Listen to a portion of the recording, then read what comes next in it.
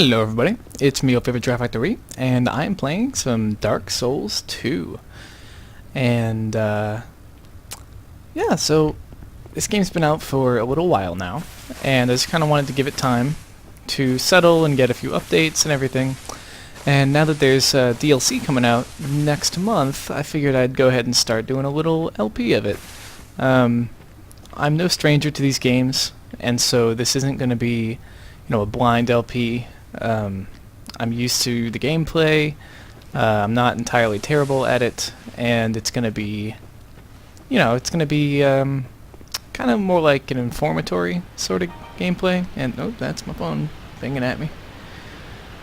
And yeah, so that's pretty much what this play is gonna be like. It's gonna be more like showing you guys like the order of things to do, or one order of things to do, and I don't know, just kind of stuff like that. So first of all, you start off as this guy, some traveler, and you go up to this hut. And you get a pretty long cutscene here. I skipped the opening cutscene. What seems to be the ruckus? Oh my, your face. Hey, your face. The face of the curse. Your face is cursed. It's an undead. An undead has come to play. They all end up here. All the ones like you. You spoke to that kind old dear, didn't you?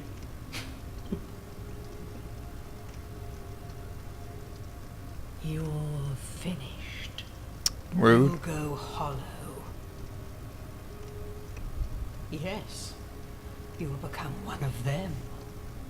Hollows prey upon men, feast upon their souls. This is the fate of the cursed. I hope that my volume is mixed correctly. If not, I will fix it in the next episode. I've got the game sound turned down pretty low, so I'm not sure about it. What is your name? Your name is Giraffe. I'm playing on PC version, obviously. It's not significantly different from the console versions, except that the loading times are so much more acceptable on the PC version. So much better. It's a human effigy. Take a closer look. Who do you think it's supposed to be? I think it might be... Think Wait, is it me? deep into your past. Yes. It's an effigy of you. I don't know how I knew that.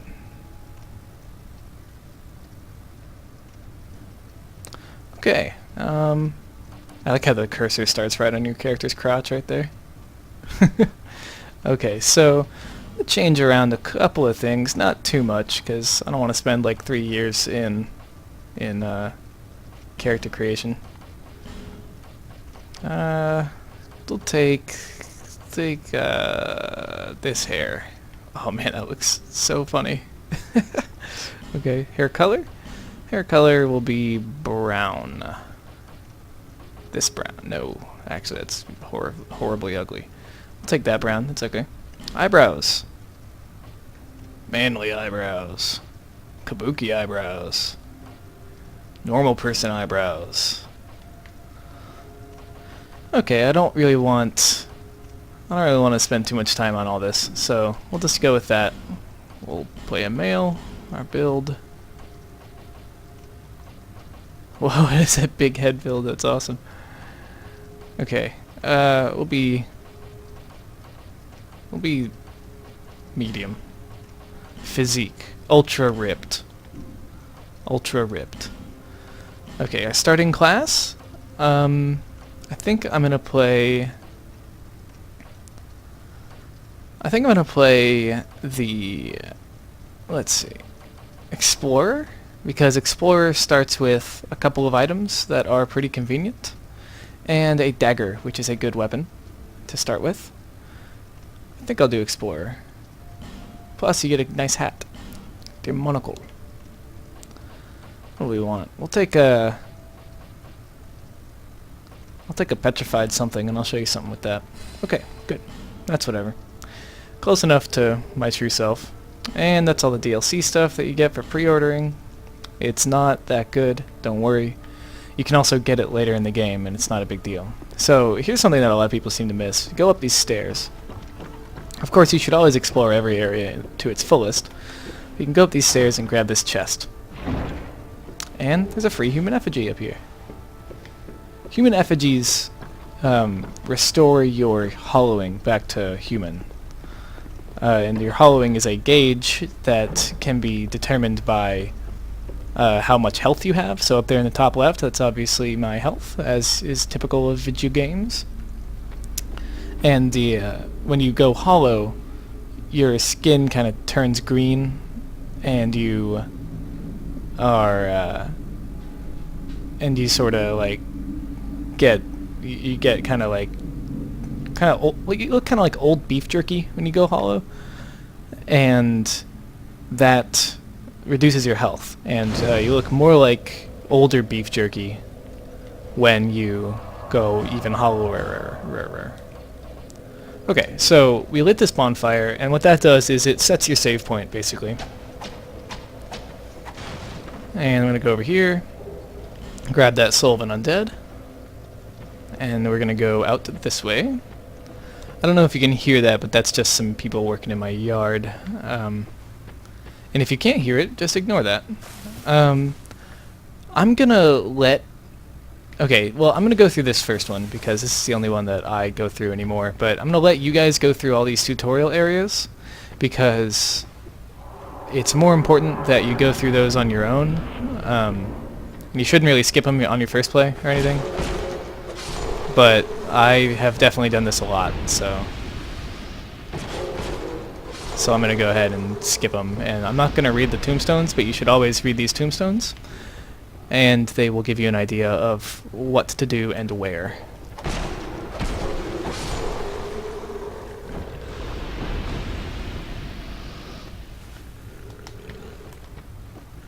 Backstab.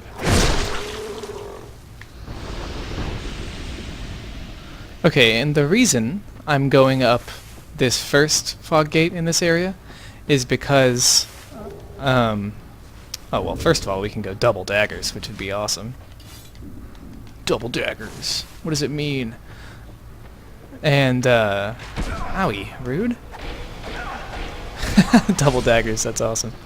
Can I power stance him? Do I have enough? No, I don't. Okay.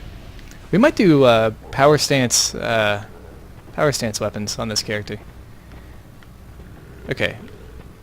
The reason why I'm going up this first fog gate is because hey, rude.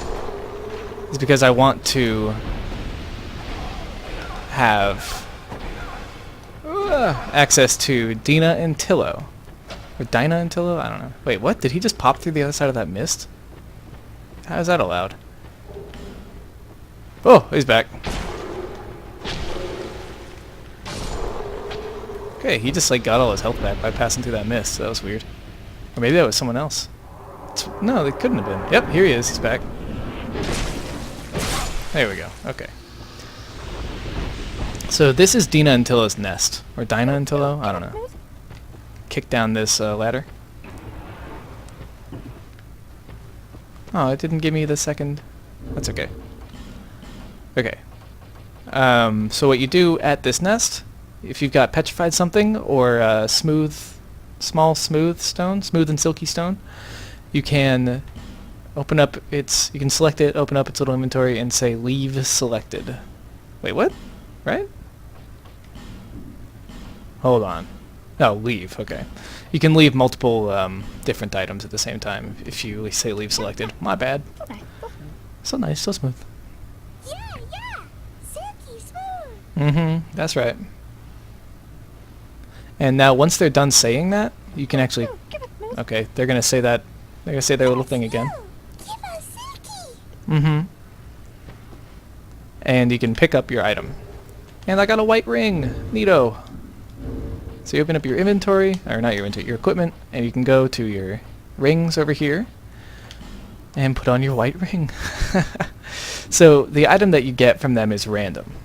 But, oh wait, I want that item. The item that you get from them is random based on what class of item that you give them. Petrified something gives you the highest grade rewards possible, and it restricts the pool of reward items to the highest rewards. Any lower items, you can still get higher reward items, but the pool is larger, so you're less likely to get the better ones, right? So walk by all these trolly messages through this big cavern. Wow, I can't see anything. And emerge into the light of day. Doo-doo-doo. I'm actually going to take off our phantom ring because there's no reason to have it on right now. And here's a little secret. Right here, I think. Yep. So right here in this break, you go past the fence, and it's not this gap where the fence ends, but the next one in between the rocks.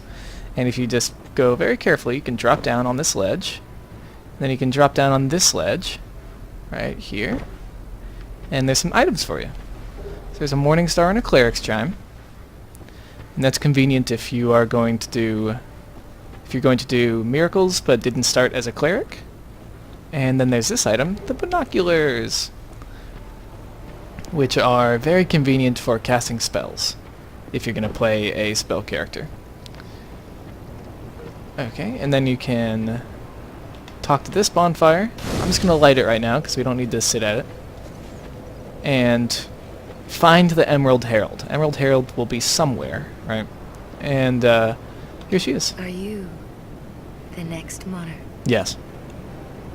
Or merely a pawn of fate? No, you got it right the first time. Bearer of the curse. I will remain by your side till this frail hope shatters. Okay. Take this with you. May it ease your journey. Ooh, free stuff. An Estus flask. Go on and see the king. He who made Drangleic what it once was. He who peered at the essence of the soul. Mm-hmm. King Vendrick. King Vendrick. You may level up by the power of the Emerald Herald. We don't have tons of souls right now, so we'll go through leveling up stuff later. I'm going to unequip all these items, but they're nice stuff to have as a beginner. So, like, the Explorer class is probably a really good class to start with. Okay, the Estus Flask is...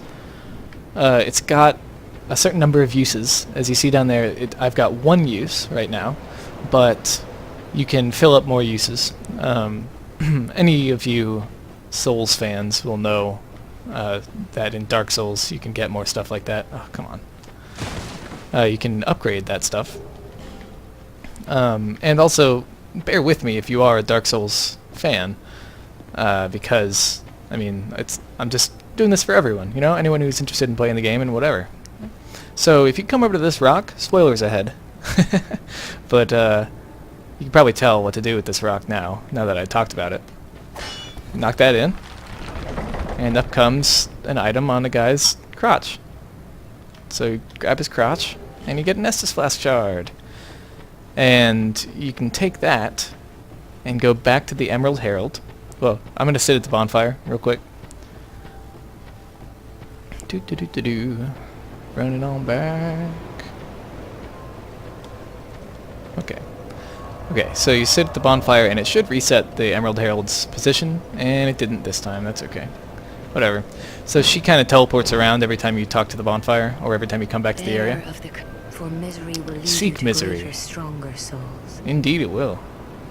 You will never meet the king with a soul so frail and pallid. I guess. Alright. So we have to... Seek those whose names are unutterable. The four endowed with immense souls. Okay. Their souls will serve as beacons. Once you have found them, return here to me. so that hope will not fade away. Yeah, okay, I can do that. Is that a shard you found? Why, yes it is. How did you know? Here, let me see it, so that I may help you Okay. That sounds good. to see light, to see hope, Hmm. however faint it might be. Yeah, I get it. It's a bad day. I get it. So you talk to her and you say, upgrade Estus Flask. Whoops, and you say yes, not no. And then you pray a little bit. And you get an Estus Flask is strengthened Bearer message. of the curtain, Seek souls. Larger, more powerful souls. Seek the king. King? That is the only way. Lest Whatever, this that's land- fine. I don't... That message gets so old after you hear it 100 million times. Okay, next, go to this big monolith, right? This is your next... look at that scenery, though. Look at that scenery. We'll talk about what that scenery is in the future. Go to this monolith. Talk to this guy. You're undead, aren't you? I am. You have that distinct scent. Oh, The don't... smell You smelling of me? That's creepy. irreversible Fate. This is Majula. Mm-hmm. It is a kind of settlement. Hmm. A place where life is almost normal. Coolio. And in Drangleic these days, there are very few places like that. Hmm. So keep talking to this guy. I am Solden. You I'm gonna skip over his things because, in the interest of time, you can see all of his. Even I'm You're gonna see all of his messages what we call while you play POC your game, To be a we, and that's or you can pause and read them all, I there guess. are four, and wherever each, if that from. Do you ever? His speech is kind of long, though. Your That's the face thing. makes you So here's a pro tip here: protection. join the Way of Blue at the start because it's free and it doesn't hurt anything. You get a blue seal, and That is you a get a wise nice little leaf decision. up there in your top left. People let So the reason why you should join, whoops, I keep on hitting the wrong button. The reason why you should join is because they give you this little blue ring, and it increases your HP just a little bit, and it will allow you to be helped by blue sentinels occasionally, very occasionally, not very often, but occasionally.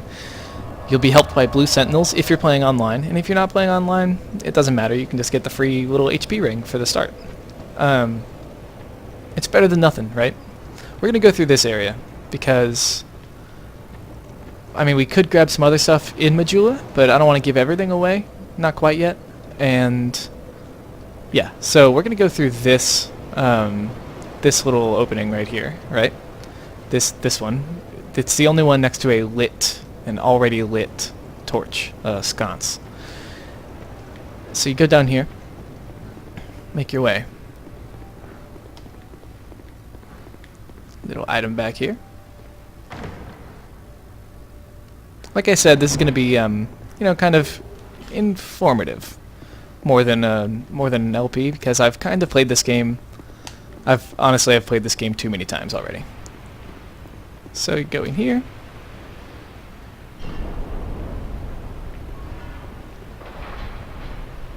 I'm also looking for kind of a challenge for myself, so I think I might do dual weapons. I haven't really played dual weapons too much. I have played with pretty much every weapon type so far, and the only run I haven't really succeeded in is fists. So if you go over here to your left instead of to your right, you find these little planks, and if you walk across them very carefully, you can get this chest. You notice an item down there, but we can grab that in a minute. You get a free human effigy, and then you can walk very carefully back up. You can also jump over to that item, but I'm not going to take any risks on camera. Not too many anyway. Not dumb little ones like that can just lose time. You can turn right out of this exit into the actual Forest of Fallen Giants and go up the stream, and this is how you can get to that item very easily and very safely. You get a free homeward bone and a lost soul. At this point we actually are getting a sorry, I can't talk. At this point we actually are getting a good deal of souls. They're hard souls though, so what we're going to do is we're going to try to get to a nice stopping point before we get back to Majula. Get out of here. To use the souls. Come here. Come here. Oops, I missed. Got him. Okay, grab that soul. And there's soul item. And pro tip, here's the first bonfire you want to light in this area. I'm not going to sit at it because I'm just going to keep going. But if you sit at it, the enemies will respawn, so watch out. Come on.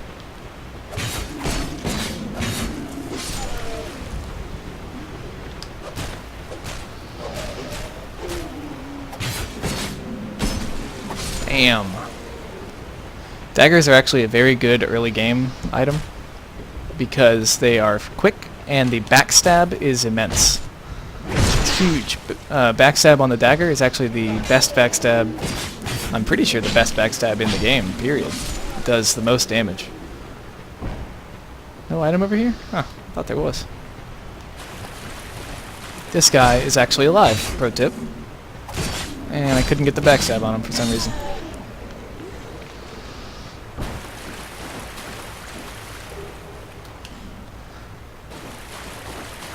There's an item back there guarded by that guy. If you don't wake him up like that, I don't think he wakes up unless you get past him down in that area, but don't quote me on that one. Okay, now here's the first like really hard area in the game, I think. It's your first ambush, really. Oh. It's not terrible if you know what you're doing, but this area is pretty bad. It's really hard to deal with. Because there's a guy up top who is shooting arrows at you, and there's 3 guys down here who are already up and waiting. Boom. That guy, he will not attack you unless you attack him, so be careful. If you do attack him, be ready. Be ready for a challenge, because he's pretty tough and he hits really hard. Okay, we're gonna go up here. Oops. There we go. Oh man, I keep hitting these walls. That guy's dead. Good. Bam! If you walk up this little ramp, you can get a free item over here. And walk back down. Be careful. And you can go over here. Well, I don't know why I get these lag spikes. Ow, rude. Try to stab me, I stab you. Okay, and once you manage to kill all these guys, now there's no one else who's actively dangerous at the moment. You can jump across this gap to get an item over there. So you run by holding your B or O button, and B-O, okay. So, and you click the left stick to actually jump. In this one, you can move it to the old style from Dark Souls 1, where you tap the run button again to do it. But I like the new one. The new way I think is nicer. It's more accurate, I think. So you run and you jump, bam. It's nerve-wracking. So you can get a short sword and a soul, and you got to jump back across. And let's go back down. And I'm not going to challenge this knight, this white guy, quite yet. Okay, you'll notice there's an item over there. You can get to it by jumping from here. If you run and jump off of this ledge, you will make it. But you have to jump at the right time, kind of closer to the edge. And I mean, it's not that hard because it's very low compared to where we are now. I'm not going to get it because it's kind of a waste of time. I will pick up all these items though. Pick these things up. Just be careful when you're around this guy because he will wreck your face unless you are very good or have leveled up a little bit already. Pro tip, this guy. That guy sucks. Hey, a free item. Free boots. I like our swag explorer's outfit though. I'm gonna keep this on for a while. Okay. Let's go through here. Now you see there's a branching path right here. There's a couple ways to deal with this. You can go through this way. Or you can go through this way. Obviously there are two certain ways. Now you have to weigh your choices on this one, because if you go this way you have to fight 2 dudes at once. If you go this way you can fight 1 dude at once, and then you can actually pass those other 2 dudes. But this guy will always jump out at you like that, or he'll try to do an attack immediately once you round that corner. I'm gonna drink an Estus because I got hit a couple of times. Now this room though is full of 2 dudes who come out at you. You can surprise them and you can avoid that first guy if you go in there up that ramp first. If you go up here, you can kind of get the drop on them. They won't notice you until you're in here, and you can kind of get them with like a quick weapon or like really strong hits or something. And then you don't have to fight this guy who is standing right here, because I think he just stares that way. He doesn't even notice you. But I just kill them all for funsies. Now this guy is your first strong enemy. He uses that 2-handed sword there. Just circle around him. Simple as that. Circle around him. Give him a nice little backstab. This guy. That dude up at the top. I don't know if you can see him. He has a bow and arrow, and he is a dick. And so what you got to do is, it's actually simpler than it looks. You just run at him. And you can run past him and around him and stuff to kind of get your stamina back afterwards, but if you just run right at him, he can't hit you. Watch. He shoots the ground, because he tries to lead you, because he's actually pretty smart, but he's not smart enough.